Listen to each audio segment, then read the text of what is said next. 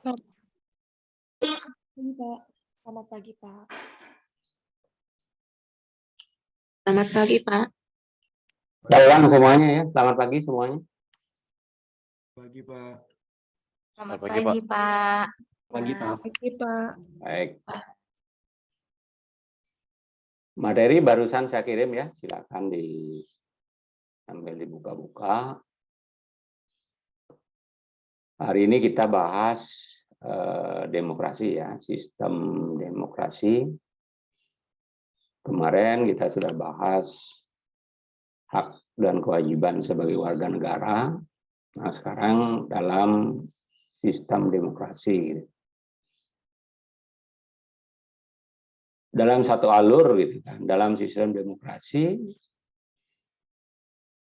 wadah masyarakat dalam menyalurkan aspirasinya sebagai bagian ya dari hak dan kewajibannya gitu. Kita akan lihat ya. Cuma sebelum ke materi ya, saya wajib mengingatkan kepada saudara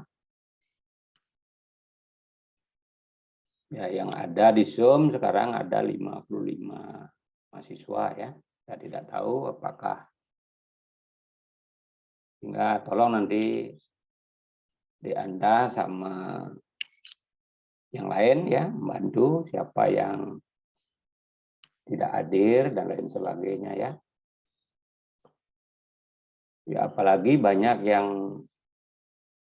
tidak menyalakan kamera ini. Ya saya tidak tahu apakah yang bersangkutan hadir dalam arti mendengarkan apa yang saya sampaikan ataukah bagaimana ya. Saya tidak tahu itu. Itu semua tanggung jawab kalian. Ya, dalam mekanisme perkuliahan sudah dijelaskan dari awal.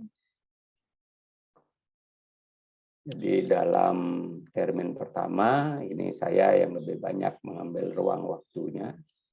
Ya, namun demikian bukan berarti tertutup bagi Anda kalau ingin bertanya, mungkin juga punya pendapat untuk disampaikan gitu.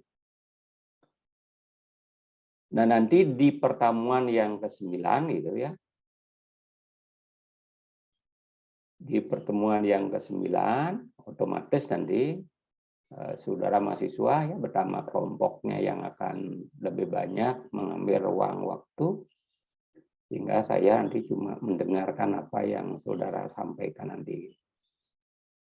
Tentu di situ diikuti oleh apa? Portofolio penilaian gitu. Ya, menilai keaktifan, menilai kerja kelompok Anda, ya, kemudian cara Anda presentasi, cara Anda menyajikan ide, gagasan, dan lain sebagainya. Ya. Nah, saudara, sesuai dengan apa yang tadi sudah saya sampaikan ya, hari ini kita akan bahas tentang sistem demokrasi. Ya, terutama mungkin sistem demokrasi yang ada di negara kita gitu fokusnya gitu. Sudah bisa dilihat slide saya? Sudah bisa dilihat? Sudah, Pak. Oke. Pertama kita paham dulu ya, apa sih yang dimaksud dengan sistem demokrasi gitu. Ya.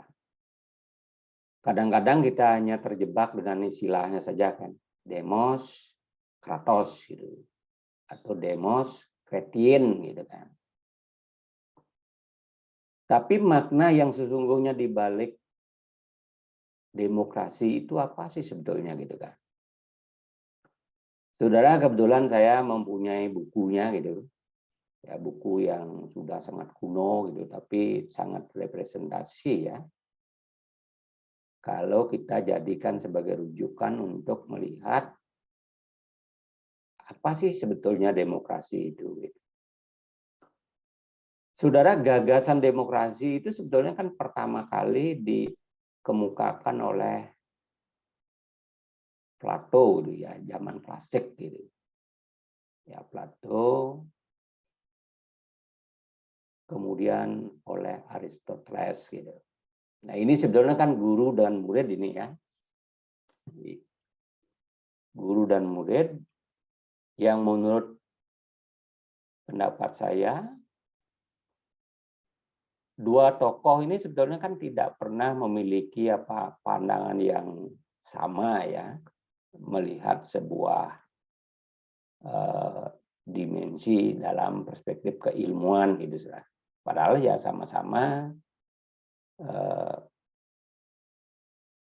seorang fiskiawan gitu kan. Plato tokoh, Aristoteles juga tokoh, tapi di sini adalah guru dan murid gitu. Namun dalam perkembangan intelijensia gitu, ternyata tidak selamanya murid itu taat sama gurunya gitu. Nah, sehingga terjadi jalan yang berbeda gitu. Di satu sisi gurunya selalu menekankan tentang logika, ya. Jadi segala sesuatu ukurannya adalah logis atau tidak gitu, logika gitu. Sementara muridnya justru berkiblat lain. Ya, kiblatnya apa? Adalah dunia empiri dia gitu. Dunia yang nyata gitu. Sehingga kalau saya bandingkan itu ya, istilahnya apa? Top down melawan bottom up gitu. Ya. Namun karena tugas saya bukan membahas perbedaan antara guru dan murid di sini gitu, tapi dalam dimensi demokrasi, karena di dalam buku yang sama diulas itu saudara. Secara kebetulan dua tokoh ini memiliki pemandangan, persepsi, pemahaman yang sama ketika melihat yang namanya sistem demokrasi. Nah, ternyata guru murid itu dibuktikan tidak selamanya bertentangan, berseberangan gitu. Ada sesuatu bagian dalam hidup mereka yang dituangkan dalam cara berpikirnya, cara berbuat, bertindak.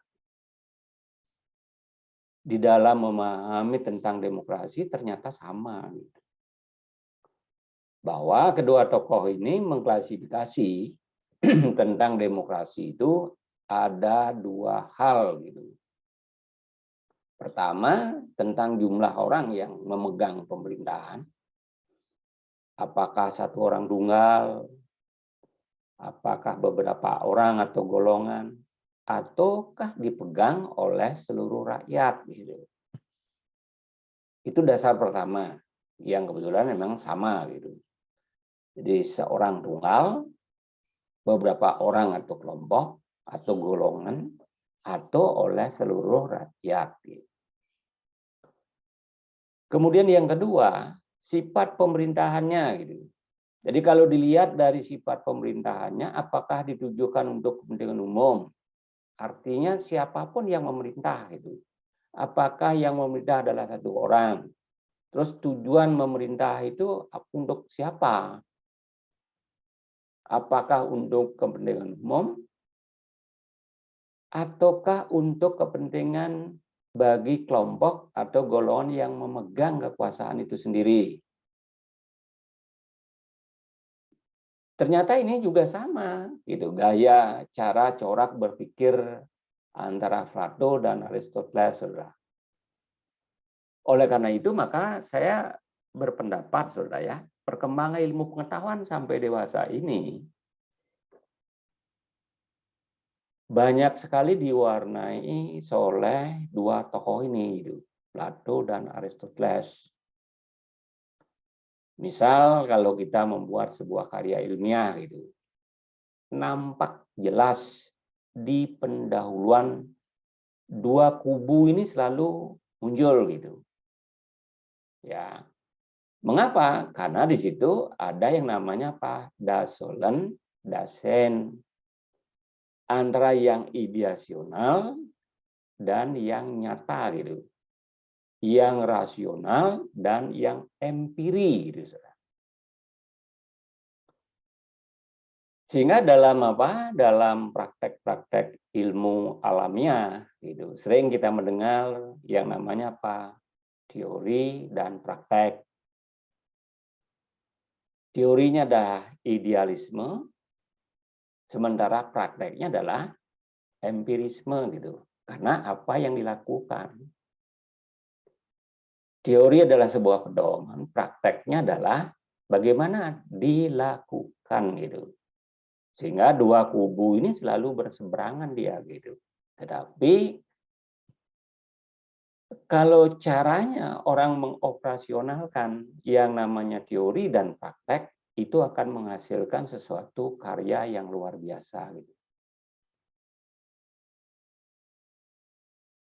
Sebagai contoh ya dalam sistem demokrasi ini kita temukan gitu.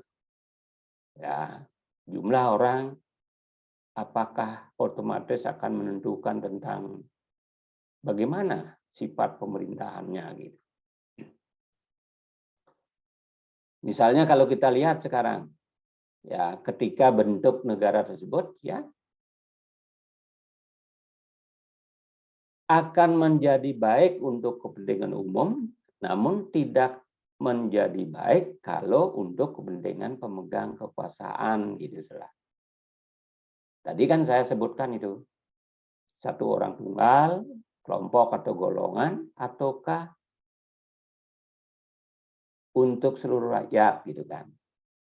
Sehingga di sini ada 3 bentuk kekuasaan kan gitu.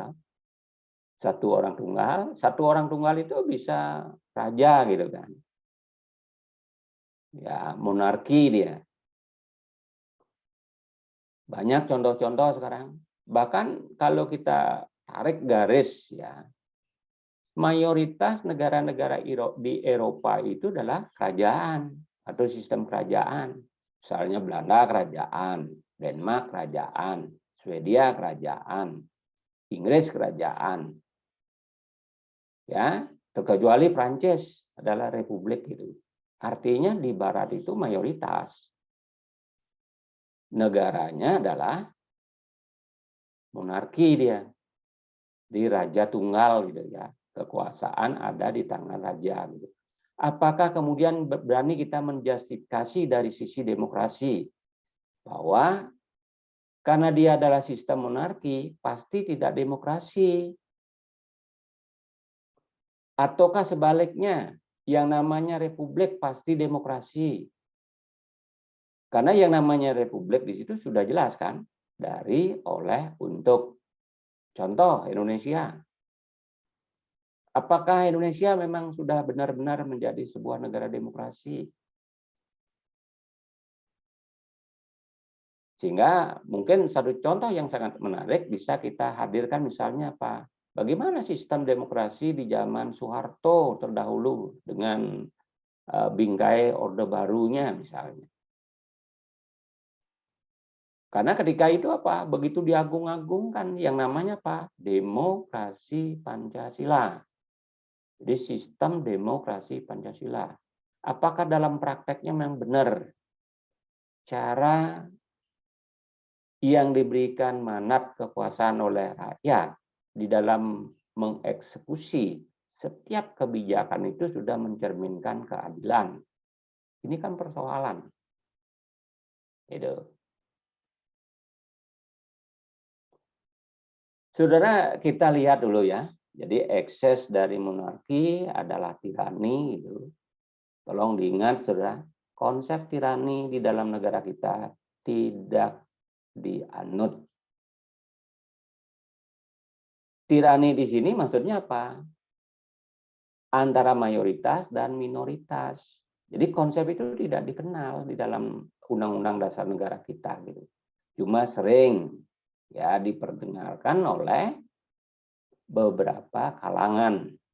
Ya, kadang-kadang lebih banyak diperdengarkan oleh elit politik gitu, saudara. Padahal di dalam Undang-Undang Dasar Negara kita tidak dikenal konsep tirani. Mayoritas versus minoritas itu. Tapi sering dipakai sebagai alat kekuasaan gitu. Ya.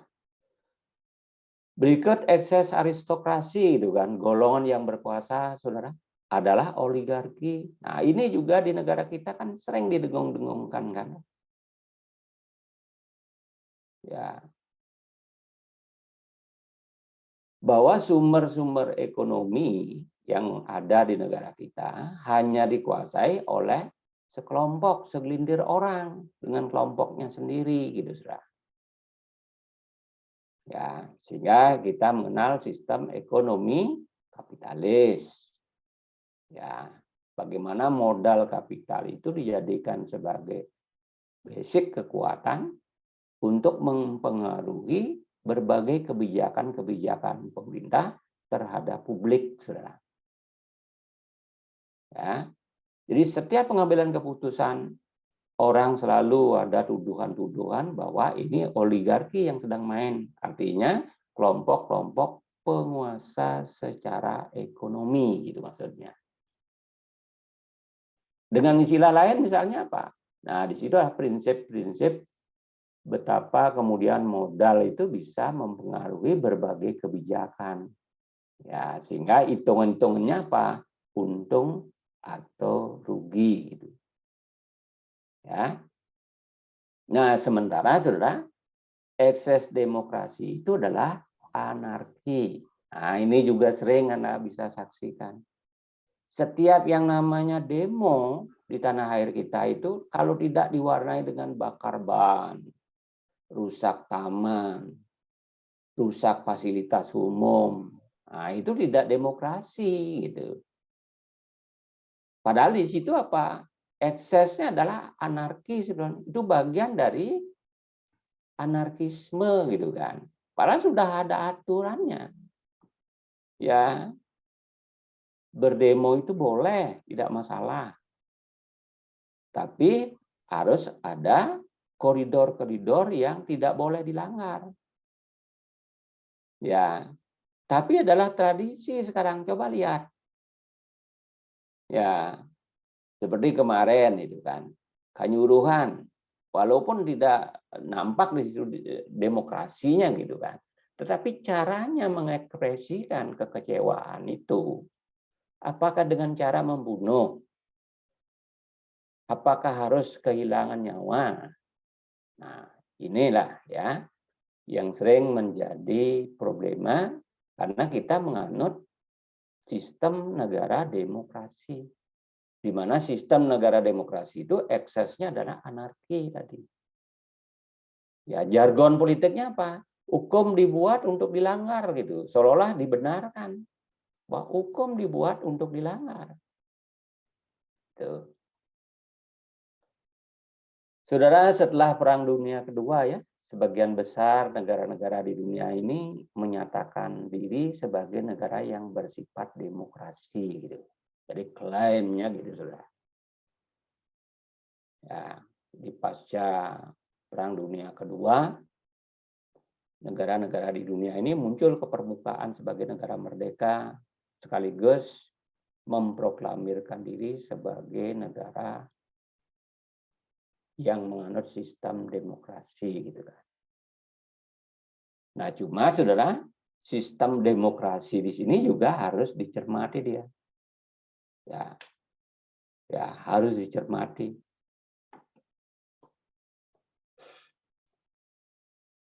Mengapa harus dicermati? Oleh karena yang namanya konsep demokrasi itu bersifat variatif, evolutif, dan dinamis dia.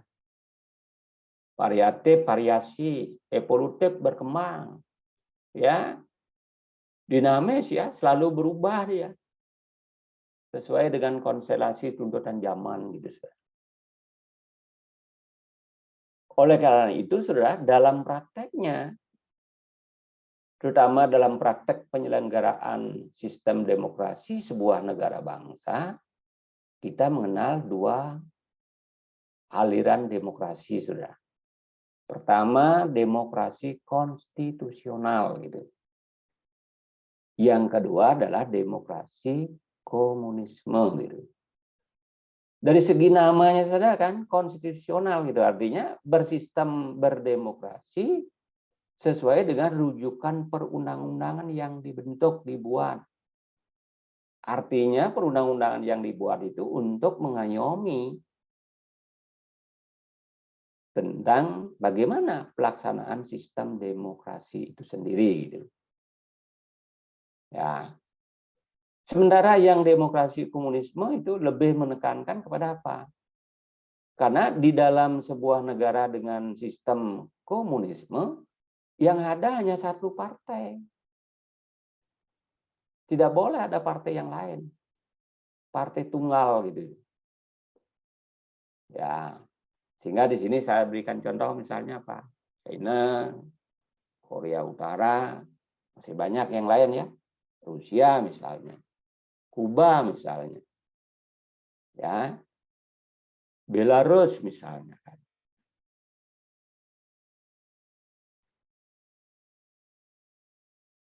Sebab kalau dilihat dari sejarahnya ya, negara-negara dengan sistem komunis adalah negara-negara Eropa Timur pada umumnya gitu.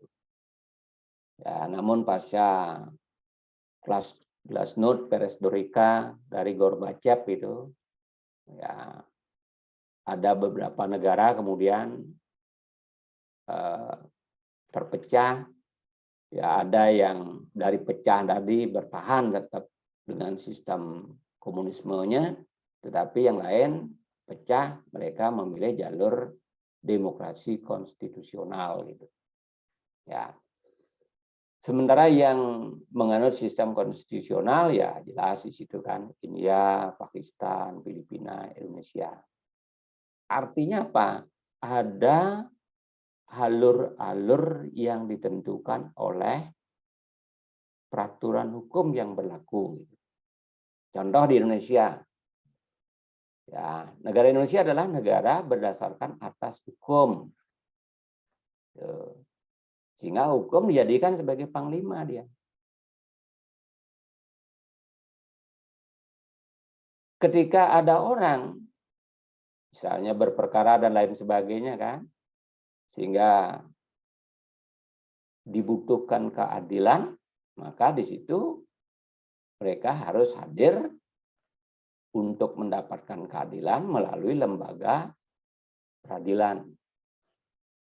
Ya, apakah pengadilan negeri, pengadilan tinggi, pengadilan tata usaha negara, dan lain sebagainya kan. Itu semua berdimensi apa? Untuk memperoleh keadilan gitu. Apakah setiap orang yang datang ke pengadilan pasti mendapatkan keadilan? Nah, ini lagi yang menjadi masalah di negara kita. Ya, seperti apa yang pernah saya sampaikan sebelumnya ya.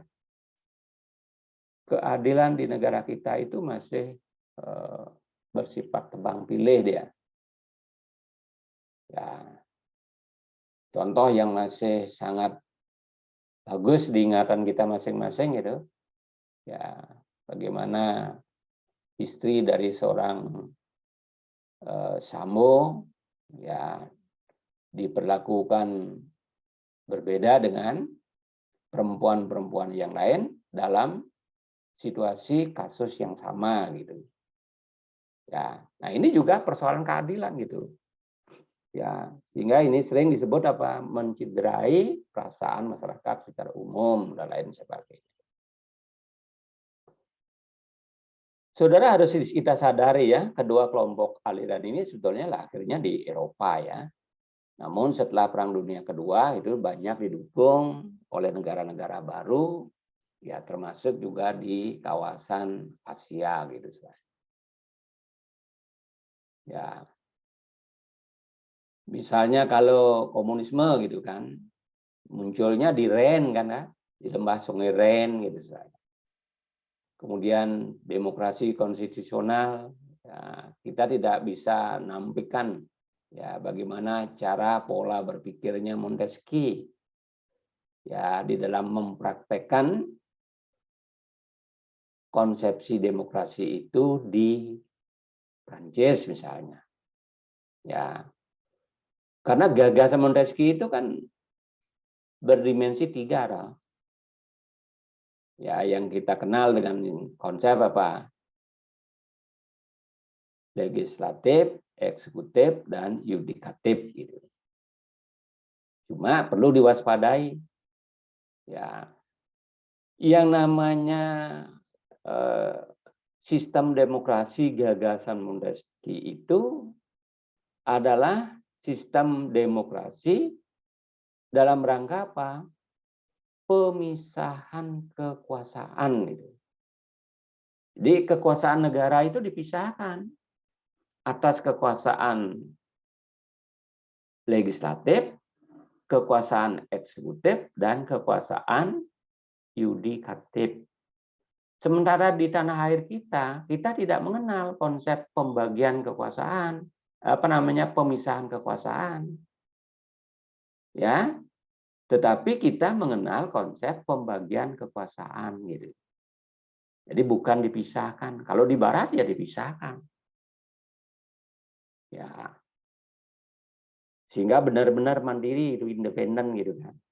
Artinya apa? Lembaga eksekutif tidak boleh dicampur adukkan dengan lembaga yudikatif, apalagi dengan lembaga legislatif gitu. Kalau di tanah air kita bukan berarti apa? Boleh dicampur adukkan, tidak gitu. Atau boleh saling intervensi, tidak gitu. Tetapi disitulah kekuasaan itu dibagi-bagi dia. Atas kekuasaan eksekutif oleh presiden dan jajarannya, atas kekuasaan legislatif MPR, DPR, DPD dan jajarannya, dan kekuasaan yudikatif oleh MA, MK, KY, dan jajarannya, saudara. Ya, sehingga jelas di situ. Saudara, berdasarkan pemahaman secara definitif ya, ada dua pengertian demokrasi, saudara. Pertama, rakyat berkuasa, government of rule by the people, terutama didasarkan atas pemahaman bahwa demokrasi itu berasal dari kata demos. Itu artinya rakyat, kratos, kretein artinya kekuasaan. Ya. Yang kedua, pemerintahan atau kekuasaan dari rakyat oleh rakyat untuk rakyat gitu. Ya. Jadi ada pemahaman kalau yang di atasnya rakyat berkuasa gitu kan. Rakyat yang berkuasa ini seperti apa dia gitu. Masih terjadi apa? Perdebatan yang cukup tajam di situ. Sehingga di negara kita lebih cenderung memilih konsep yang kedua. Pemerintahan atau kekuasaan dari rakyat, oleh rakyat, untuk rakyat. Gitu. Ya. Saudara, apabila kedua pemahaman ini jadikan dasar untuk membandingkan kedua aliran di atas, maka dalam demokrasi konstitusional, yaitu negara hukum, Rechtsstaat. Ya, sehingga dikenal dengan konsep apa? Rule of law. Ya. Sementara dalam demokrasi komunisme lebih mencita-citakan pemerintahan yang tidak terbatas kekuasaannya. Sering disebut dengan istilah apa? Makstat gitu. Karena kekuasaannya adalah makstat, maka sering ya orientasinya adalah autoritarianisme dia. Tuh. Nah, cuma di dalam prakteknya, saudara ya, untuk mengkondisikan terciptanya rule of law di negara kita gitu, ini bukan perkara mudah.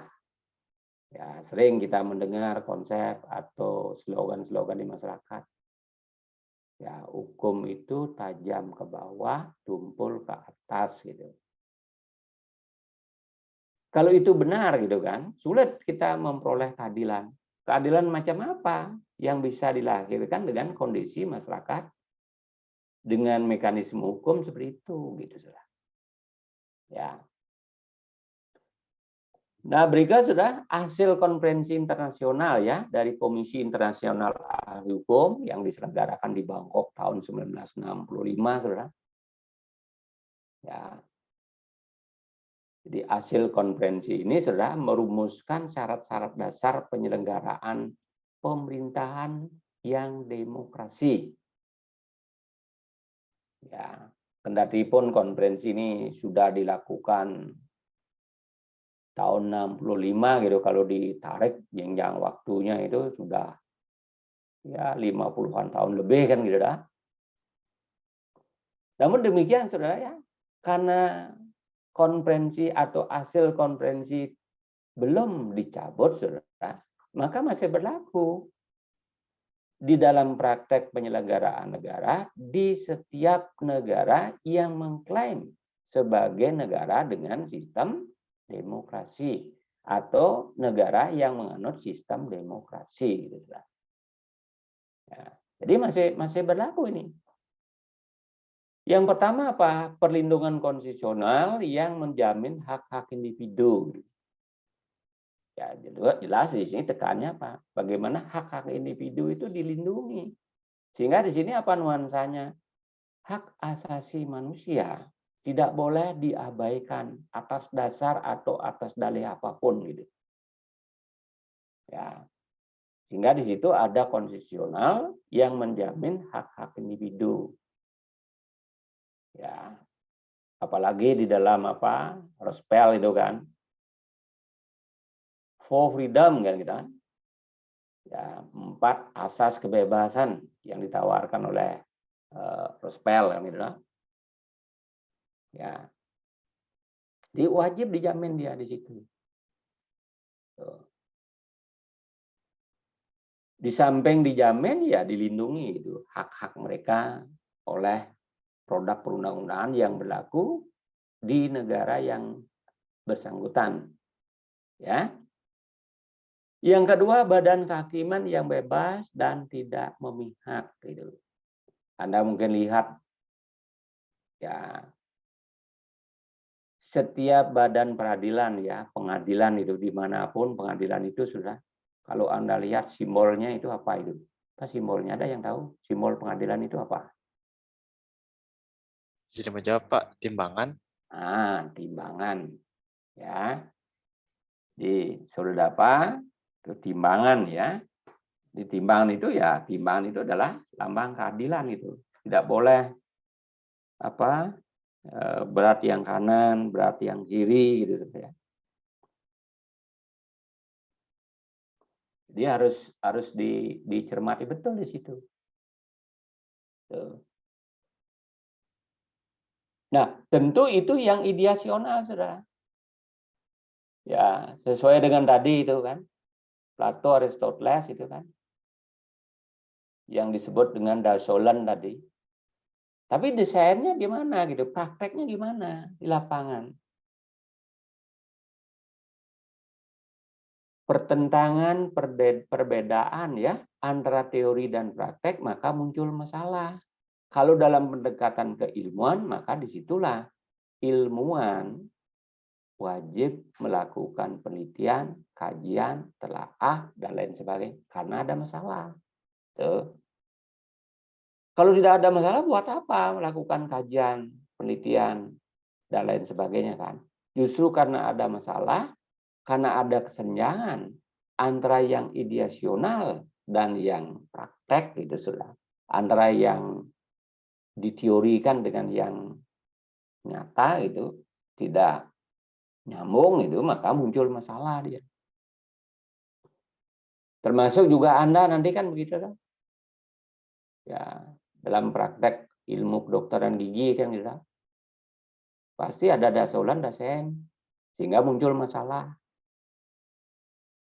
Ya, masalah inilah yang Anda kaji telah, sehingga dibutuhkan kemudian kajian-kajian yang bersifat teoritis dan lain sebagainya kan. Nah, itu. Jadi badan kehakiman yang tidak memihak gitu. Tapi ya dalam praktek sering muncul bahwa lembaga peradilan itu tidak memberikan nuansa keadilan gitu. Ya, sehingga banyak muncul problema-problema di dalam kehidupan bermasyarakat gitu. Ya. Berikut pemilihan umum yang bebas. Nah, di negara kita mengenal konsep apa? Jurdil, luber. Ya, langsung, umum, bebas, rahasia. Jurdil, jujur dan adil.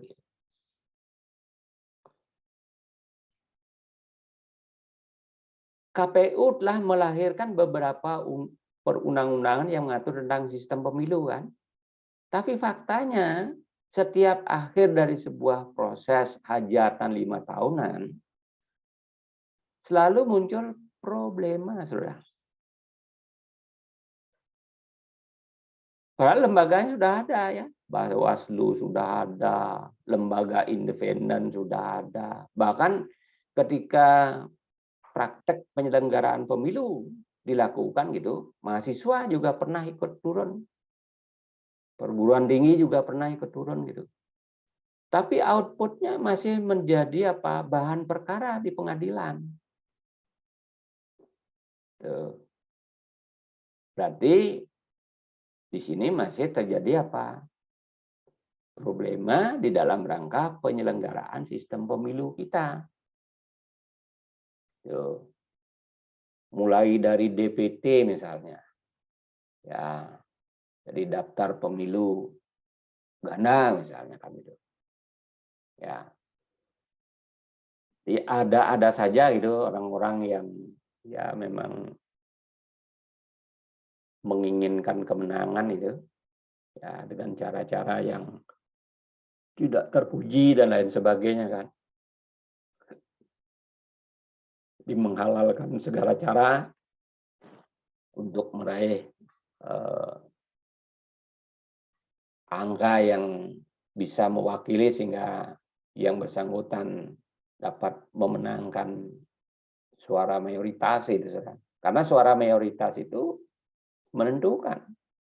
Ya, karena di dalam sistem pemilu itu kan ada angka keramat, saudara ya, 50 plus 1 gitu kan. Jadi plus 1 itu angka keramat dia. Sehingga untuk memperoleh angka keramat itu orang bermacam-macam perilakunya. Ya, berbagai jenis upacara dilakukan, saudara, untuk mendapatkan angka keramat tadi, gitu, saudara. Tapi sering perilaku yang dilakukan justru melanggar ketentuan-ketentuan yang telah diatur, gitu, dan lain sebagainya, saudara.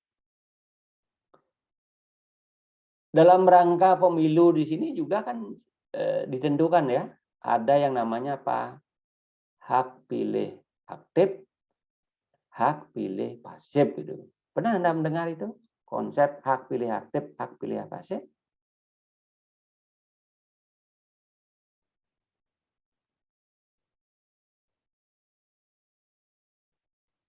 Pernah mendengar? Apa sih yang dimaksud dengan hak pilih aktif, hak pilih pasif?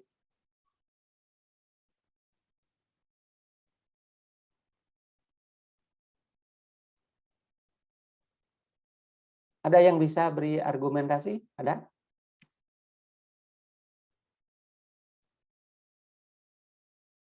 Bisa dilanjut lagi, Pak. Silakan. Siapa nih? Dafa. Pak, ya silakan. Kalau hak pilih aktif itu kita sebagai rakyat langsung memilih presiden dengan cara pemilu. Tapi kalau yang pasif itu kita diwakili oleh lembaga perwakilan seperti misalnya MPR. Begitu, Pak. Oke, Bapak terima dulu, Bapak. Silakan yang lain ada?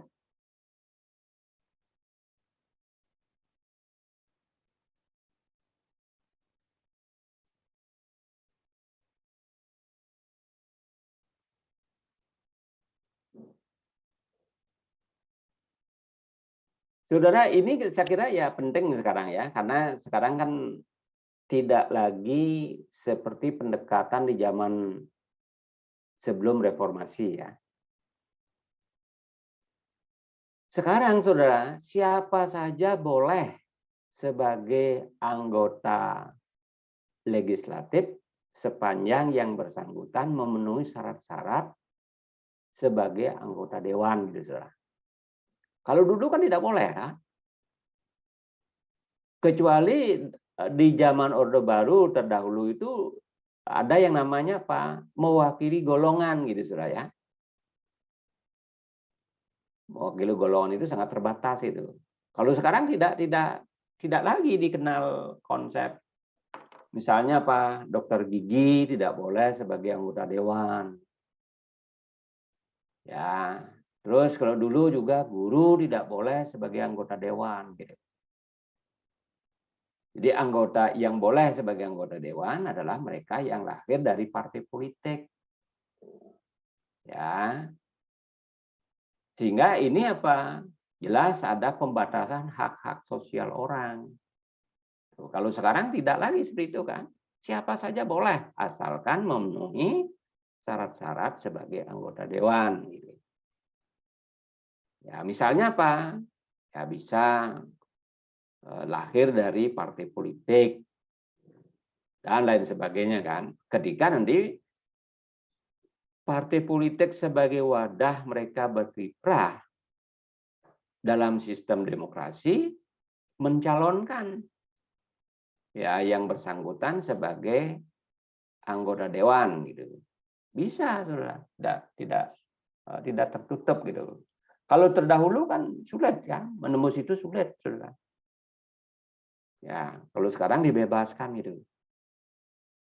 Maka saya dulu ingat ya, apalagi kalau guru gitu kan berpolitik, wah itu udah ditangkapin itu, karena dianggap melanggar gitu kan. Kalau sekarang kan nggak boleh seperti itu kan. Ya, karena yang namanya aspirasi gitu kan. Nah, Saudara, hak pilih pasif, hak pilih aktif itu sebetulnya apa? Terkait dengan persoalan usia, persoalan umur. Ya, misalnya Abelia, ya sekarang berapa usianya? Misalnya 18 tahun. Ya, berarti Abelia ini memiliki hak pasif dia. Hak pasif itu apa? Hak untuk memilih calon-calon sebagai anggota MPR, DPR, atau DPD, bahkan menentukan presiden, wakil presiden. Tuh. Jadi dia memiliki apa? Hak untuk memilih dia artinya. Sementara kemudian apa? Dava sekarang sudah berusia 21 tahun gitu misalnya. Maka saudara Dava memiliki hak pilih aktif dia. Yang dimaksud dengan hak pilih aktif itu apa? Jadi Dava boleh memilih presiden, wakil presiden, kemudian memilih legislatif melalui mekanisme pemilu, dan boleh mencalonkan diri sebagai presiden, wakil presiden, atau sebagai anggota legislatif sepanjang dapatlah memenuhi syarat-syarat yang ditentukan oleh undang-undang pemilu. Kalau tadi Abela belum boleh dia, karena masih berusia 18 tahun. Sementara Dava karena sudah berusia 21 tahun, boleh memilih dan boleh dipilih dia.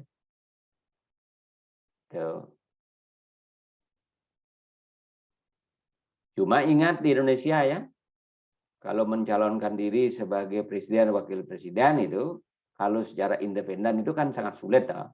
Walaupun boleh itu kan sangat sulit. Karena ditentukan.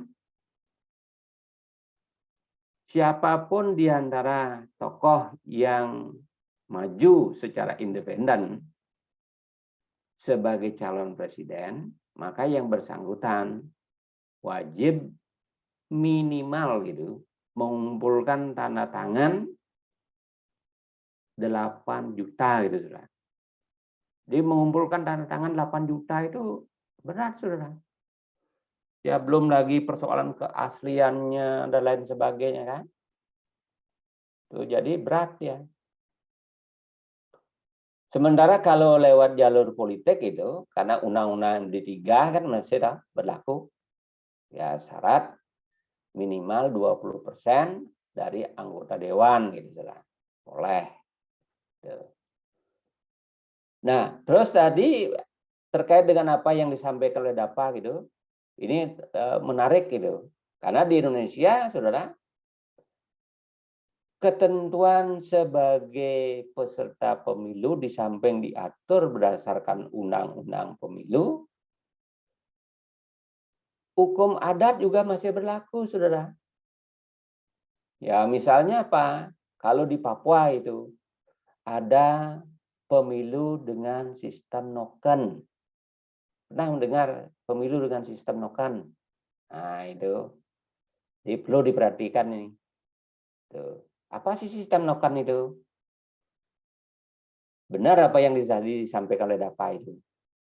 Sistem perwakilan gitu. Ditunjuk seseorang untuk mewakili kelompok gitu. Contoh di Jayapura misalnya. Ya, saya adalah ketua suku itu umpamanya ya. Karena saya ketua suku, ya tentu punya warga suku kan. Di antara warga suku memiliki apa? Hak pilih dan dipilih kan gitu kan. Suatu saat ketika tiba gilirannya memilih, gitu, warga kami, karena saya adalah ketuanya, gitu, saya adalah ketua suku, gitu, warga kami kemudian apa? Menentukan pilihan agar saya sebagai ketua suku mewakili mereka dalam hal memilih. Artinya warga dari suku kami mempercayakan kepada saya pribadi datang ke TPS untuk melakukan apa? Hak saya sebagai pemilih, saudara. Sehingga ini dikenal dengan sistem noken dia. Sehingga saya besok sesuai dengan jadwal pemilu itu saya datang ke TPS sendiri. Saya memiliki apa? Hak atas berapa? Mungkin 20 suara, 100 suara, sesuai dengan jumlah anggota suku saya yang memiliki hak untuk memilih itu, saudara. Jadi saya yang bawa suaranya semua. Ya. Jadi tergantung saya sekarang gitu. Mau pilih yang mana gitu. Karena anggota suku saya sudah menentukan pilihan, saya yang mewakili mereka gitu. Apapun yang dipilih gitu. Itu disebut dengan sistem noken gitu. Ya. Jadi di negara kita itu masih berlaku sampai sekarang.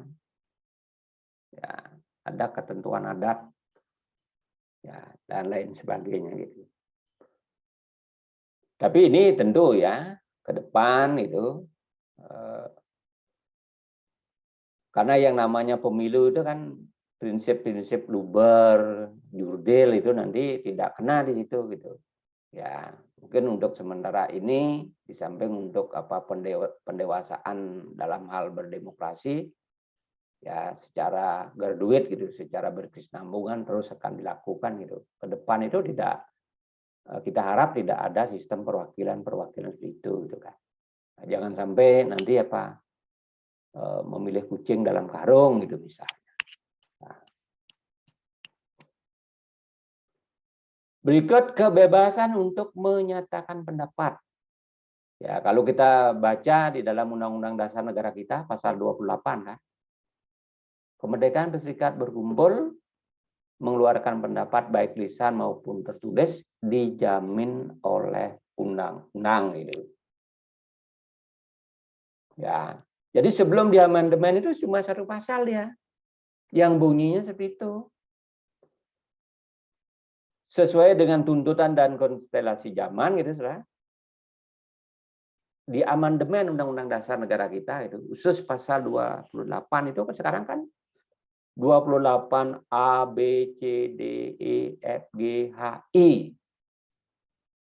Ya, sampai I kan dikembangkan itu. Nah, Terus dengan dikembangkan yang demikian proporsional, apakah otomatis sudah menjamin hak-hak kebebasan orang untuk menyatakan pendapat?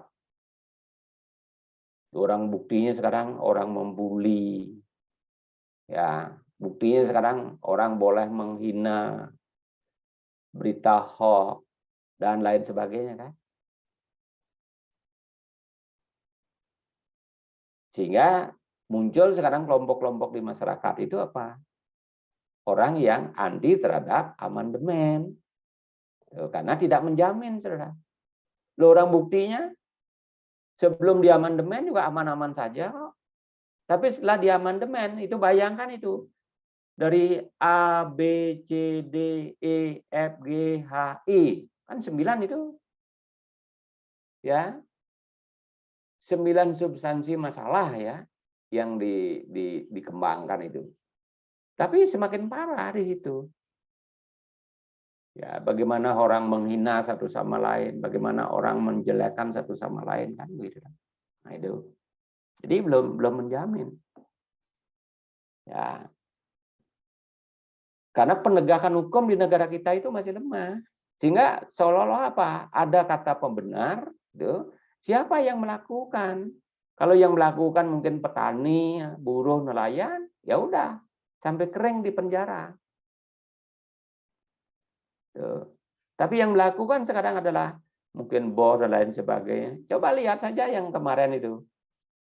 Sudah korupsi sekian miliar, sudah menghancurkan keuangan negara, membuat rakyat di negara ini miskin gitu. Masuk meja pengadilan, hukumannya rendah, kemudian mendapat remisi lagi kan. Ya. Bahkan sampai kemudian apa? Hukumannya 12 tahun gitu. Dipotong tahanan pertama. Terus setelah dipotong tahanan kemudian apa? Setiap hari raya dapat potongan lagi 3 bulan. Terakhir kemudian dapat remisi gitu kan. Sehingga ada dari 12 tahun itu cuma menjalankan hukuman itu 5 tahun 5 bulan. Ya. Jadi seorang koruptor saudara yang sudah jelas-jelas apa menghancurkan keuangan negara dan lain sebagainya gitu saya. Ya. Padahal hakim-hakim menyebutnya apa? Crime ordinary gitu kan. Ya. Kejahatan yang luar biasa gitu kan. Tapi hukumannya ya sama bahkan jauh lebih keras dari tetangga kita ketika mencuri mentimun kan gitu. Nah, itu persoalan saudara. Berikut kebebasan bersikap dan beroposisi. Saudara, saya garis bawahi ya, yang nomor 5 ini. Kemerdekaan bersikap, ya. Beroposisi di dalam negara kita itu kita tidak mengenal ya.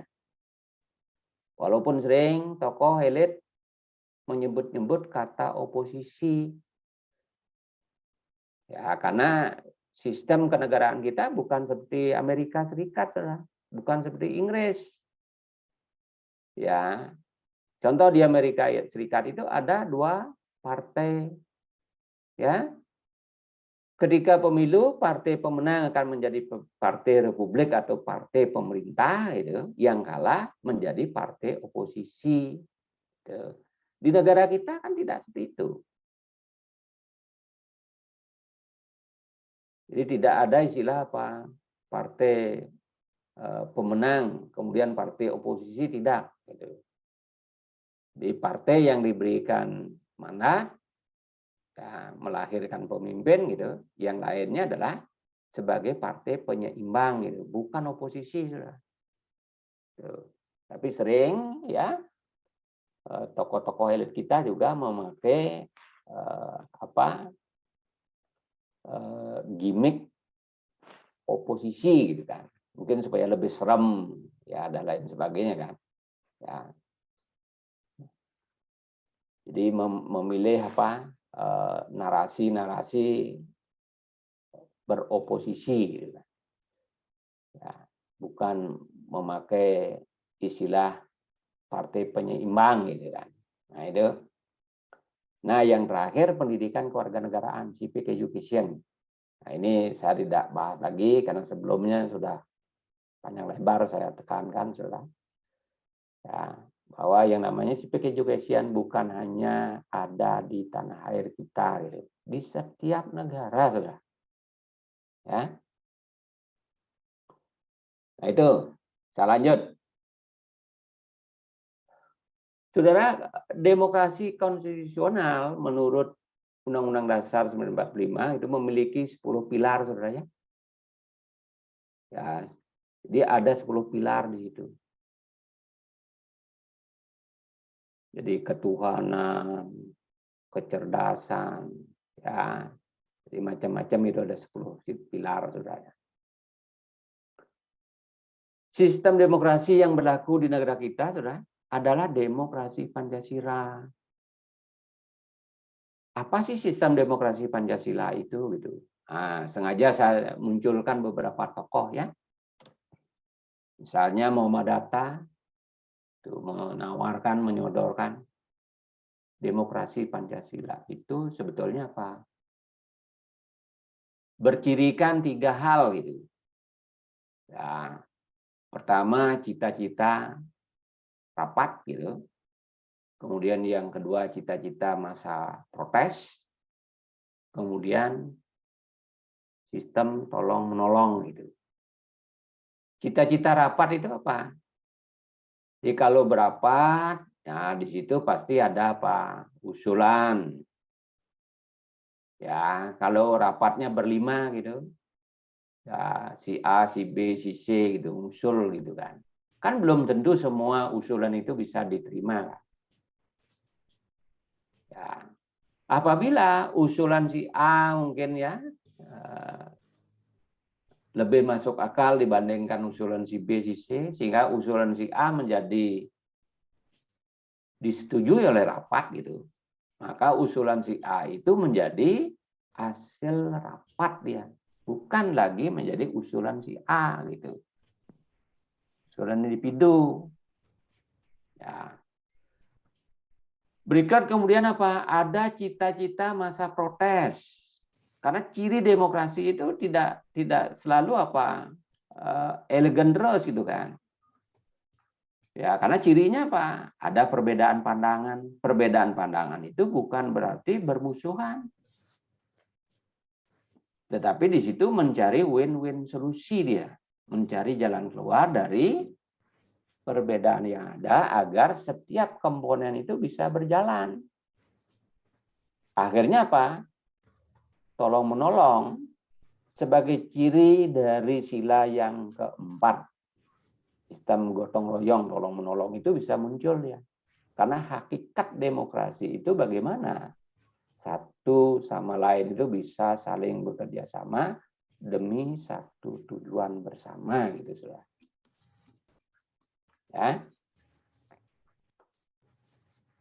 Berikut ketiga unsur demokrasi desa tersebut merupakan dasar pengembangan ke arah Indonesia yang modern dia.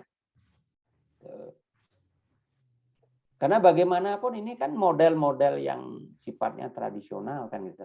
Nah ini dikembangkan. Caranya gimana? Ya tentu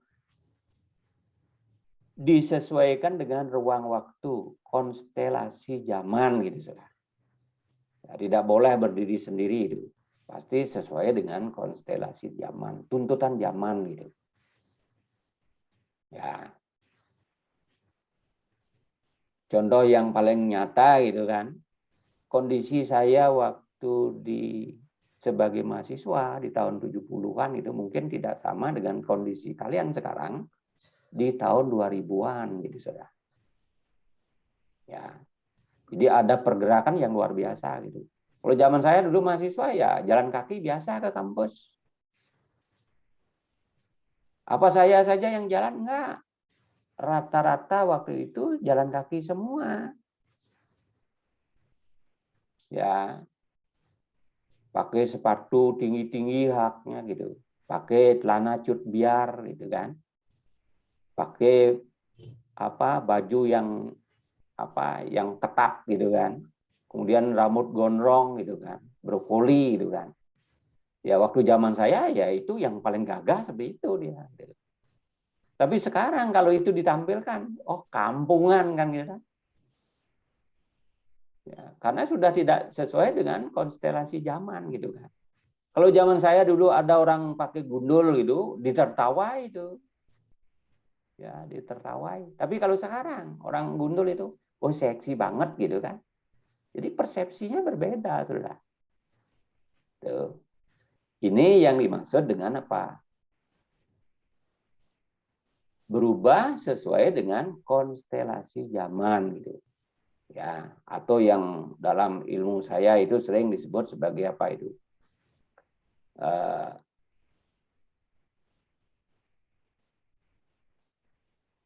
Situasi kondisi sangat tergantung kepada kapan gitu. Ya. Karena kehidupan kita kan terikat oleh ruang waktu gitu. Yang dalam dimensi keilmuan saya itu disebut sebagai zeitgeist gitu. Ya, jiwa zaman gitu. Di zeitgeist itu jiwa zaman gitu. Ya seperti begitu zamannya. Waktu zaman saya ya tidak bisa dipaksakan sekarang di zaman Anda gitu. Karena ruang waktunya sudah berbeda gitu. Ya. Saudara, ada beberapa permasalahan ya dalam praktek penyelenggaraan sistem demokrasi di Indonesia. Misalnya buruknya kinerja lembaga, partai politik, kan tidak. Contoh misalnya, contoh kecil saja. Gimana sih partai-partai politik yang ada itu dalam mengkaderisasi tokoh-tokoh sehingga menjadi pemimpin masa depan? Kan hampir tidak ada kan? Ya, yang lebih banyak disuarakan adalah terah gitu kan. Oh, ini anaknya gitu kan, dan lain sebagainya kan. Ya, jadi geng gitu kan itu. Jadi tidak ada yang sifatnya terbuka, memberikan ruang peluang bagi insan-insan di partainya itu yang memiliki potensi untuk kebaikan bangsanya gitu. Ya, jadi lebih mengutamakan tentang apa? Anak, ya AMPI lah istilahnya. Pernah mendengar istilah AMPI? Anak, nisan, ponakan, ipar gitu kan. Ya, jadi tidak boleh sebetulnya seperti itu. Ya, di satu sisi kita selalu berkuar-kuar tentang sistem demokrasi gitu, tapi dalam prakteknya kan seperti itu kan. Jadi bertolak belakang gitu kan. Ya. Kemudian munculnya penguasa di dalam sistem demokrasi. Ya. Dan seringkali kemudian demokrasi itu ya mengabaikan hak-hak rakyat berdaulat itu seringkali sudah diabaikan. Padahal inti dari demokrasi itu kan kedaulatan rakyat. Tapi seringkali persoalan kedaulatan itu diabaikan dalam sistem demokrasi. Ya kan akhirnya apa? Sedih gitu. Ya, memalukan gitu. Nah, namun demikian, Saudara, kalau dibandingkan dari zaman sebelumnya ya, sistem demokrasi kita ya sudah jauh lebih maju, lebih cerdas. Ini juga tidak bisa kita tutup mata, tutup telinga, Saudara. Ya. Karena hakikat itu selalu ada upaya-upaya untuk memperbaiki ke depan gitu. Ya.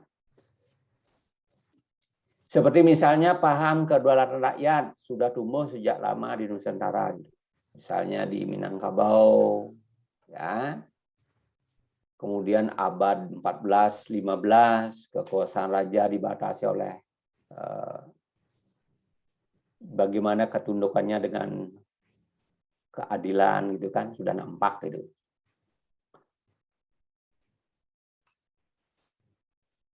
Jadi konsepsi-konsepsi ya mengkultuskan orang per orang ya karena di zaman dulu ketika zaman kerajaan kita kan mengkultuskan raja adalah titisan dewa maka dikenal dengan dewa raja kan gitu kan ya sehingga apa katanya raja adalah hukum yang berlaku Karena raja adalah titisan dewa, maka masyarakat wajib tunduk mengikuti apa perintah titah dari raja gitu.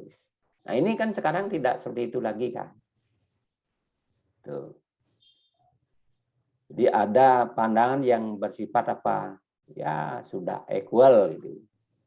Jadi manusia itu cenderung dilihat memiliki potensi yang sama gitu. Ya, walaupun mungkin ya masih sangat terbatas ya, tapi sudah ada ya ke arah perbaikan di masa-masa yang akan datang gitu. Saudara, dalam perjalanan sejarah Indonesia ya, sistem demokrasi di Indonesia itu bisa dilihat periodisasinya, Saudara. Pertama misalnya apa? Masa Republik Indonesia pertama gitu. Ya, sejak Indonesia merdeka sampai nanti dikeluarkan dekret presiden ya. Itu dikatakan sebagai demokrasi konstitusional ya. Ya. Kemudian sejak dekret presiden 5 Juli 59 itu sering disebut sebagai masa Republik Indonesia yang kedua, yang cirinya adalah demokrasi terpimpin gitu. Di mana demokrasi itu diarahkan oleh sang pemimpin. Itu sejak dekret presiden 5 Juli sampai 65. Ya, menjelang jatuhnya Soekarno dia. Ya. Berikut kemudian masa Republik Indonesia yang ketiga. Ya, sejak 1965 sampai 98 dia. Ya, sejak Soeharto mengambil alih kekuasaan di masa Orde Baru sampai nanti menjelang reformasi gitu. Ya. Di tahun 1998 gitu. Sehingga sering dikenal sebagai sistem demokrasi konstitusional yang menonjolkan sistem presidensial gitu atau presidensial gitu kan. Jadi bukan presidennya yang sial ya, namanya gitu ya, presidensial gitu. Jadi sama dengan Amerika gitu. Amerika juga kan menganut presidensial. Cuma legislatifnya kalau di Amerika itu menganut sistem 2 kamar ya. Kalau di Indonesia 3 kamar dia gitu. Di situ bedanya. Mengapa dia 2 kamar? Karena di situ ada 2 partai politik. Seperti tadi saya gambarkan. Kalau di Indonesia tidak dikenal begitu gitu saya. 2 partai politik gitu. Kalau di Indonesia multi partai politik ya. Tuh. Ada yang mengikuti sekarang pemilu untuk tahun 2024. Beberapa partai politik yang disahkan oleh KPU. Ada yang tahu? Ada yang mengikuti? Karena Anda nanti kan sudah mempunyai hak untuk memilih dah. Ya, sehingga Anda jangan sampai golput itu. Karena ingat, ya angka keramat gitu, 50 plus 1 gitu. Ya, kalau Anda tidak datang ke TPS gitu, ini bukan promosi loh ya. Karena ini hak Anda gitu. Hak saya, hak seluruh rakyat Indonesia yang memiliki hak untuk memilih gitu. Jadi, kalau Anda tidak datang gitu, nah angka keramatnya bisa hilang tuh. Sehingga pilihannya nanti ya tidak sesuai dengan hati nurani gitu. Ya. Sebab kita punya calon tapi kita tidak memilih gitu kan. Kan sama bohong kan. Nah itu. Itu semua tergantung dari kita gitu. Nah, yang keempat sudah masa Republik Indonesia yang keempat gitu. Ya, sejak reformasi sampai sekarang. Ya. Jadi perjalanannya sudah berapa tahun itu? Nah. Anda itu lahir tahun berapa itu? Reformasi sudah lahir ya? Sudah ya?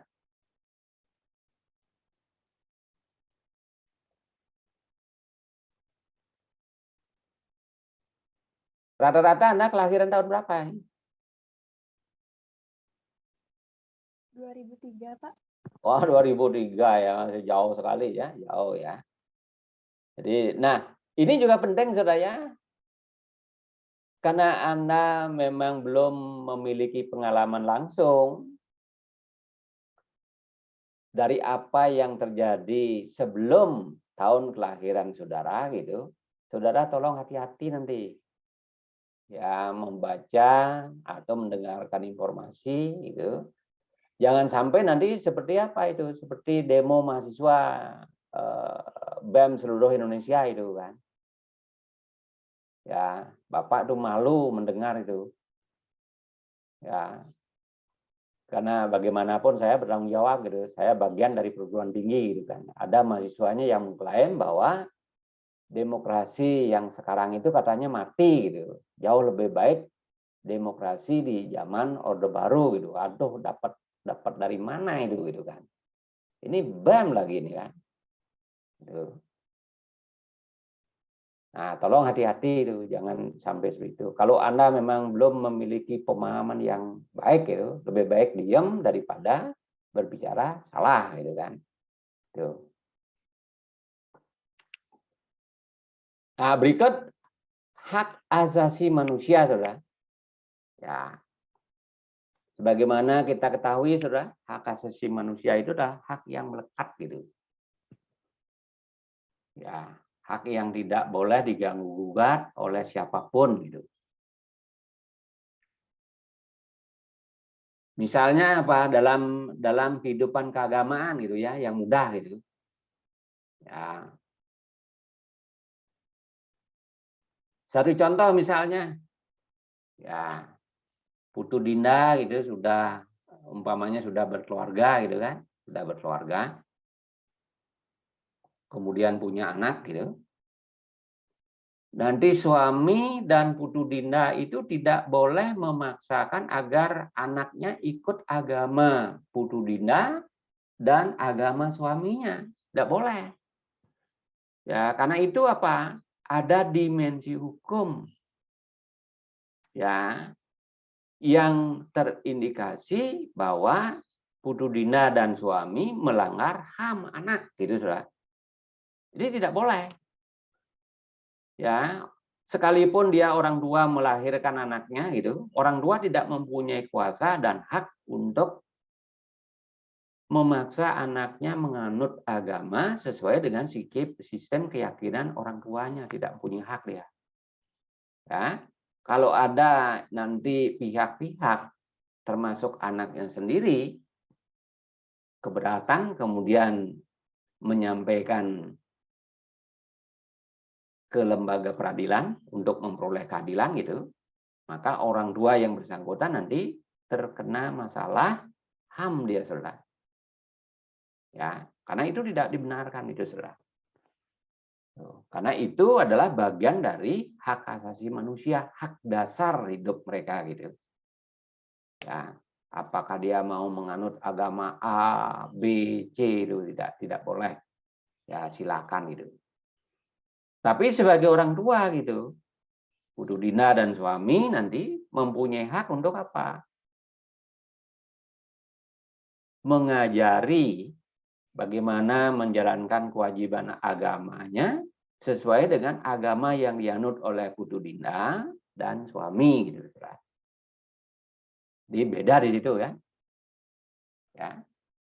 Jadi mempengaruhi dan atau memaksa dengan mengajari cara sembahyang, mungkin cara menghormati dan lain sebagainya gitu. Jadi berbeda gitu. Jadi hak asasi manusia pada hakikatnya tidak semata-mata dari manusia, tetapi juga dari Tuhan Yang Maha Esa ya. Berdasarkan ketetapan MPR, ya, jadi ketetapan MPR nomor 17 ya, tahun 88 bahwa hak asasi manusia adalah hak dasar yang melekat pada diri manusia secara kodrat gitu. Ya. Demikian juga dalam Undang-Undang Republik Indonesia 39 tahun 99 ya tentang hak asasi manusia disebutkan bahwa yang dimaksud dengan hak asasi manusia adalah hak yang melekat pada hakikat dan keberadaan manusia sebagai makhluk Tuhan yang Maha Esa. Ya, yang dianugerahinya, yang wajib dihormati, dijunjung tinggi dan dilindungi oleh negara atau pemerintah dan oleh setiap orang demi kehormatan serta perlindungan harkat martabat manusia, gitu lah. Ya. Jadi sangat strategis sekali, ya. Tidak boleh ada orang yang ya mungkin dengan mengatasnamakan apa namanya hal-hal tertentu gitu, seakan-akan boleh merampas hak-hak orang pribadi. Nah, ini tidak dibenarkan gitu. Ya, tentu nanti ancaman apa? Ya, peradilan HAM kan gitu dah. Ya, ancamannya adalah peradilan HAM dia. Tuh. Nah, saudara, kalau kita lihat tidak impas itu, bagaimana sih sejarah HAM itu timbul gitu. Ya, sehingga kalau kita ingkari ya tentang bagaimana hal ihwal munculnya sejarah HAM gitu, kita tidak bisa berpaling dari Inggris, dari Prancis, dari Amerika gitu. Karena memang kenyataannya di 3 negara inilah pertama kali orang mempersoalkan tentang persoalan hak-hak pribadi gitu sudah. Ya. Misalnya di Inggris gitu kan. Kalau kita tarik itu sudah di tahun itu kan sedang berkuasanya seorang raja yang sangat sangat diktator gitu ya. Yang bernama John Lackland gitu. Ya, John Lackland ini raja kerajaan Inggris ya yang sangat keras saudara. Terutama dalam hal apa? Mengatur upeti. Ya, pajak kalau sekarang. Bahwa kala itu ditentukan saudara, setiap keluarga wajib membayar pajak kepada negara 1 seling gitu. Waktu itu belum dikenal uang pound sterling seperti sekarang ya. Kalau dulu namanya seling, sebelum pound sterling itu seling namanya. Ya. Jadi setiap keluarga diwajibkan membayar pajak 1 seling dia. Ya, sehingga orang-orang di Inggris pada resah karena kehidupan ekonomi untuk mengumpulkan 1 seling dalam membayar upeti itu cukup berat gitu. Sehingga banyak orang-orang Inggris kala itu bercita-cita ingin keluar dari negara Inggris. Bahkan mereka bersumpah gitu. Jika suatu saat siapapun di antara orang-orang Inggris menemukan sebuah daerah atau wilayah tanpa bertuan, maka mereka akan berjanji bermigrasi ke daerah tersebut dan di tanah tersebut mereka akan hidup sebebas-bebasnya tanpa ada ikatan apapun gitu saudara. Ya. Sehingga akhirnya ini ibaratkan gayung bersambut itu. Di mana Galileo Galilei menemukan sebuah paradigma baru. Ada yang tahu apa paradigma yang digagas oleh Galileo Galilei?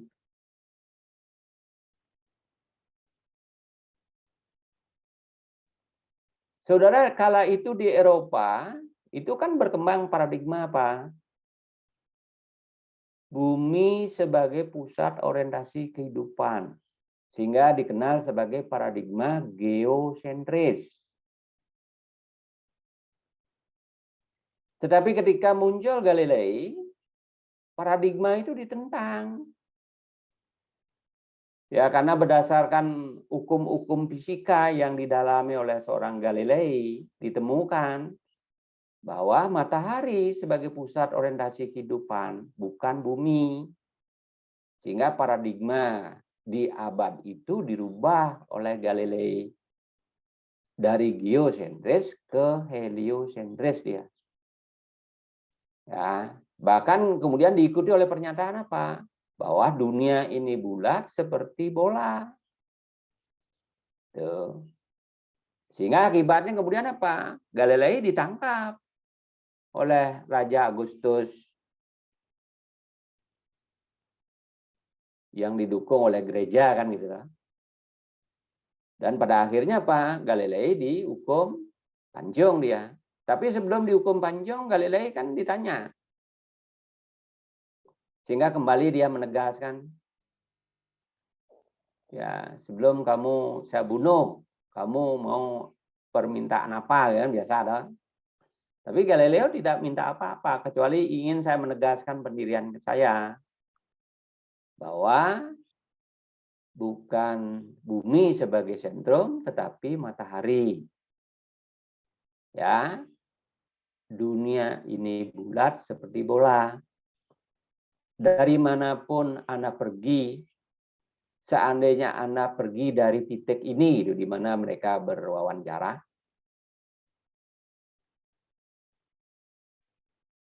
sejauh mungkin dari titik ini Anda pergi ke timur. Suatu saat ketika kamu ingin balik ke titik ini, belum tentu kamu datang dari timur. Bisa jadi Anda datang dari barat. Karena dunia ini bulat seperti bola. Gitu. Ya. Sehingga akhir cerita setelah Galileo dihukum panjang, saudara, muncul di barat itu 3 persepsi. Ya. Jadi pola sikap ada yang mendukung gagasan Galileo, ada yang menolak, ada yang abu-abu gitu, saudara. Nah, sekarang yang mendukung gagasan Galileo itu Pak, pergilah keliling dunia dia. Toh juga Pak, akan kembali ke daerah asal karena dunia ini bulat seperti bola. Tuh. Misalnya Pak, Pangeran Henry, Magellan, Amerigo Vespucci, Vasco da Gama, ya kan banyak kan? Nah, di antara itulah akhirnya Pak, Vasco da Gama menemukan Tanjung Pengharapan Amerika sekarang, gitu Pak. Sehingga cerita, ya, akibat dari cerita itu orang-orang Inggris kemudian apa? Rame-rame bermigrasi ke Amerika Serikat sekarang. Tuh. Dalam bentuk koloni-koloni dia, tidak sekalian ya. Tahun pertama mungkin 1 kloter gitu. Mohon maaf ini minjem istilah teman kita Muslim. Nah, 1 kloter mungkin di Michigan ya. 2-3 tahun lagi datang lagi 1 kloter, misalnya di Mississippi kan gitu dah. 2-3 tahun kemudiannya datang lagi 1 kloter, misalnya di Ohio gitu kan. Sampai akhirnya apa? Ada 13 kloter, 13 koloni, saudara. Ternyata di antara 13 koloni itu ada tokoh-tokoh yang merasakan bahwa hidup dalam suasana tidak diatur oleh apapun ternyata jelek. Gitu. Ternyata jelek loh. Kalau hidup tanpa ada ikatan apapun itu ternyata jelek gitu.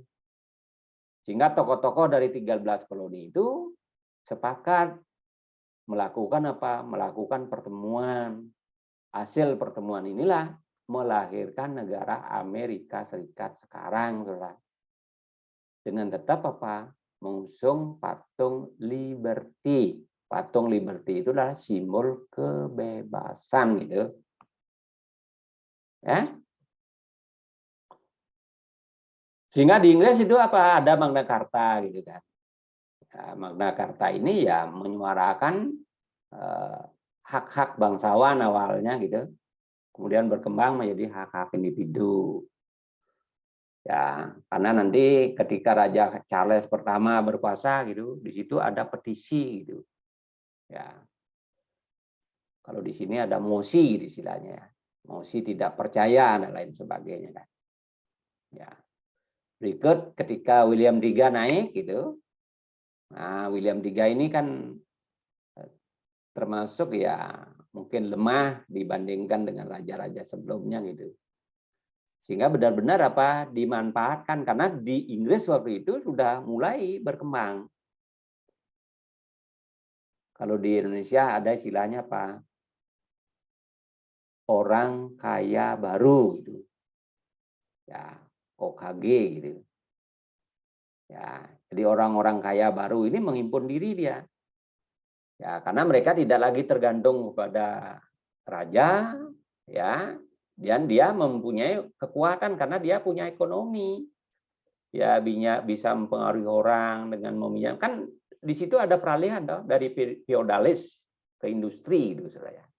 Tuh. Sehingga suara-suara di mayoritas di parlemennya gitu bisa dipengaruhi karena uang dan lain sebagainya gitu. Ya. Tapi Inggris itu pintar loh ya. Ya. Jadi kerajaannya tidak dihapus gitu. Tapi dikebiri dia, tidak diberikan hak. Berbeda dengan yang di Prancis gitu. Kalau di Prancis kerajaannya dihancurkan. Ya. Makanya coba lihat dari sisi pariwisata itu. Syukur di Prancis itu ada apa itu ada menara kan. Kalau di Inggris itu, coba kemarin aja ya. Meninggalnya Ratu Elizabeth itu, berapa pemasukan Inggris itu? Ini luar biasa itu. Karena raja itu dipakai sebagai simbol gitu sudah. Ya. Nah ini ya pemikiran John Locke, Montesquieu dan Rousseau. Ya, John Locke ini terkenal dengan tabula rasanya. Kalau Montesquieu terkenal dengan sistem demokrasi. Kalau Rousseau terkenal dengan kontrak sosial gitu. Ya.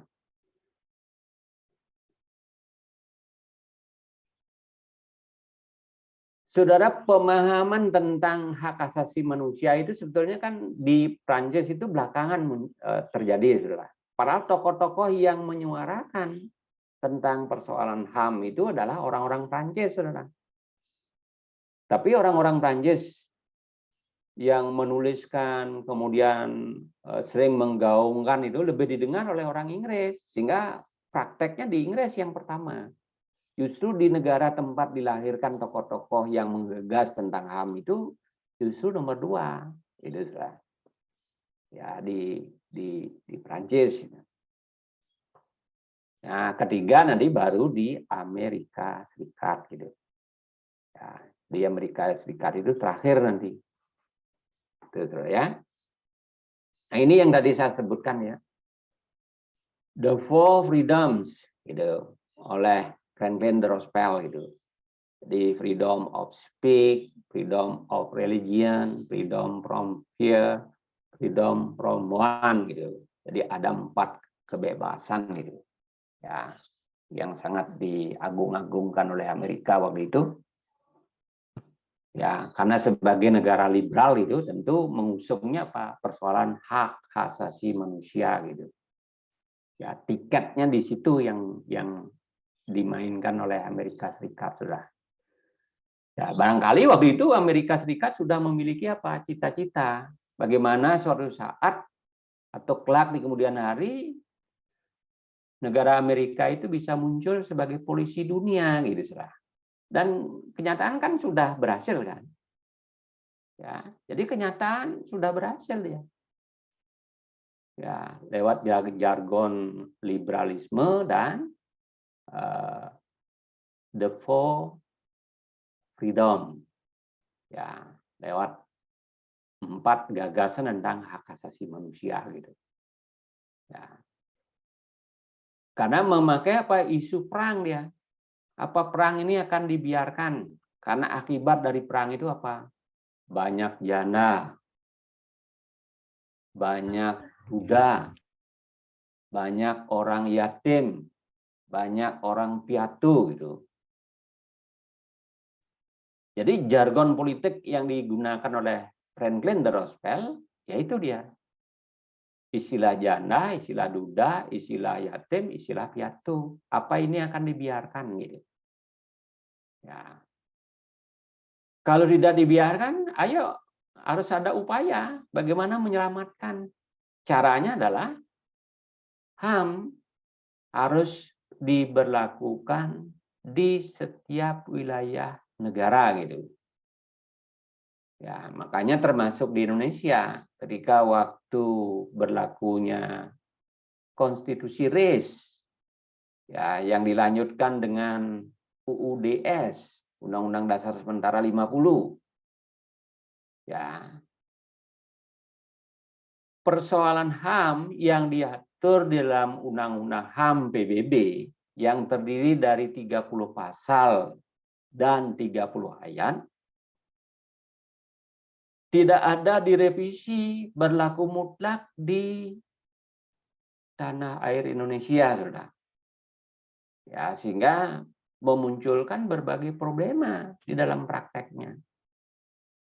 Karena ibaratkan aksesoris, saudara. Ya, ibaratkan aksesoris misalnya pakaian gitu kan.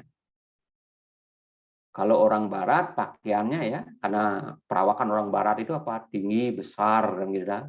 Kalau orang Indonesia perawakannya kan cenderung pendek, kurus kan gitu kan. Kalau sekarang pakaian orang barat kita pakai gitu kan.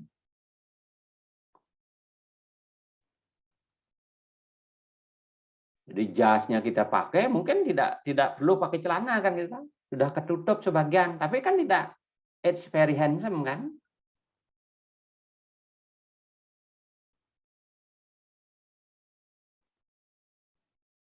Kalau orang barat memakai jas, memakai celana itu, wah luar biasa kan. Ya, ganteng, cantik dan lain sebagainya kan. Tapi Indonesia kemudian pinjam gitu, semuanya serba kedodoran gitu. Ibaratnya undang-undang PBB tentang HAM itu berlaku di Indonesia ya seperti itu dia. Oleh karena itu, saudara, persoalan tentang HAM itu tidak sama hukumnya di setiap negara. Tuh. Karena masing-masing atau setiap negara memiliki apa? Keunikan yang tidak ada pada negara-negara yang lain gitu, ya. Nah, itu yang perlu saudara cermati ya, sehingga ketika nanti Anda diberikan ruang peluang itu ya, karena saya yakin ya di antara Anda semuanya ini suatu saat nanti pasti akan ada jadi pejabat gitu. Ya, karena Anda generasi siapa lagi kan gitu. Ya, generasi yang sekarang sedang menjabat ya pada akhirnya tua dan mati gitu kan. Sehingga tumbuh generasi Anda nanti penggantinya dan akan terus begitu, Saudara. Oleh karena itu apa? Ada prinsip-prinsip dasar secara keilmuan yang mengatur persoalan demokrasi, persoalan HAM, patut dan wajib saudara pahami, sehingga dalam prakteknya nanti Anda tidak kurang lebih lah gitu kan. Ya, tidak berlebihan atau tidak terlalu kurang gitu. Ya. Saudara, saya kira begitu ya yang bisa saya sampaikan karena masih ada waktu sekitar 3-4 menit supaya jangan semuanya saya yang borong itu. Ya, kalau ada di antara kalian yang ingin bertanya, menyampaikan sumbang saran dan lain sebagainya ya, saya persilahkan.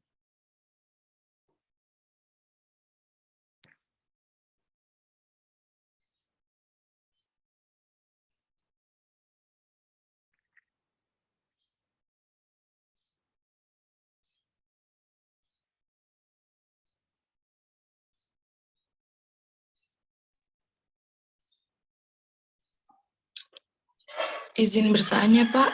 Silakan. Siapa nih? Saya Ismia, Pak, absen 55. 55 ya? Iya. Ya, silakan. Pak, di bagian demokrasi tadi Bapak sempat membahas tentang DPT pada pemilu. Sebenarnya apa ya, Pak, yang dapat menyebabkan DPT ganda itu dapat terjadi? Sudah ya? Terima kasih, Pak. Sudah ya? Sudah, Pak. Oke, saya singkat saja ya. Saudara, DPT ganda itu bisa macam-macam ya. Pertama, jujur ya, jujur bisa saja karena penginputan data ini di sepanjang ini kan memang masih jadi problema kan. Masih sangat problema karena memang kita belum bagus caranya pendataan dan lain sebagainya kan.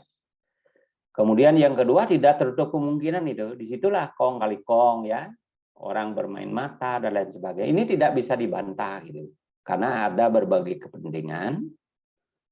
Ketika uang ditempatkan menjadi tujuan gitu, akibatnya bisa sesuatu dan lain hal itu bisa terjadi gitu.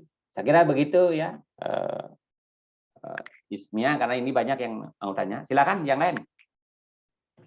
Izin bertanya, Pak. Silakan. Perkenalkan, nama saya Hila Edria Dewina, nomor absen 52.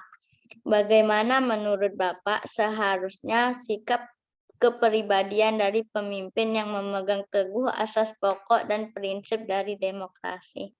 Terima kasih, Pak. Saudara, kalau yang jadi pemimpin itu kan sebetulnya apa? Lambang demokrasi itu kan keterbukaan kan? Lambang demokrasi itu adalah keterbukaan. Terbuka dalam pengertian bahwa apa? Tidak semuanya harus dibuka kan gitu kan? Ada hal-hal tertentu yang tidak boleh tidak diketahui oleh konstituen. Karena sebagai pemimpin gitu, yang namanya kebijakan di dalamnya mengandung unsur rahasia negara gitu, siapapun pejabatnya tidak boleh ya menyampaikan secara terbuka karena hal itu akan berkonsekuensi terhadap apa? Kenyamanan, keselamatan dan dinamika bernegara gitu. Tapi saya kira yang lain-lain itu sudah wajib karena demokrasi adalah keterbukaan, keterwakilan, dan semua wajib memiliki akses yang sama gitu ya. Tuh, silakan yang lain karena ini masih banyak. Izin bertanya, Pak. Ya, silakan siapa nih? Perkenalkan, nama saya Putu Diarati Kusumawardani, nomor absen 35. Silakan. Jadi saya ingin bertanya bagaimana jika ada ketidakseimbangan antara hak dan kewajiban warga negara dalam kehidupan masyarakat? Kalau tidak ada keseimbangan di antara hak dan kewajiban, saudara, sebetulnya kan sudah ada lembaga peradilan kan, lembaga hukum kan. Cuma persoalannya sekarang apa? Sering lembaga peradilan itu sangat ditentukan oleh apa istilahnya? The man behind the gun gitu. Siapa sih hakimnya gitu kan? Siapa sih penegak hukumnya gitu? Kalau penegak hukumnya gitu minimal memiliki 3 N gitu. N pertama nalar. N kedua naluri. N ketiga nyali gitu. Saya kira tidak akan ya peluang untuk apa? Untuk menyalahgunakan kekuasaan kehakiman itu saya kira bisa ditekan gitu. Tapi persoalannya ya seperti tadi kan. Di orang kenyataannya Hakim Agung aja ya yang kemarin berapa sih gajinya itu udah besar sekali loh ya. Tapi masih mempermainkan persoalan hukum kan. Ketika mereka apa? Memosisikan, menempatkan uang itu tujuan gitu. Bisa dipahami? Oke, silakan ada Bisa, lagi.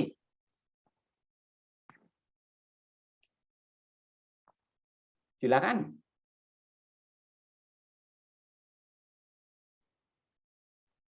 Ada lagi?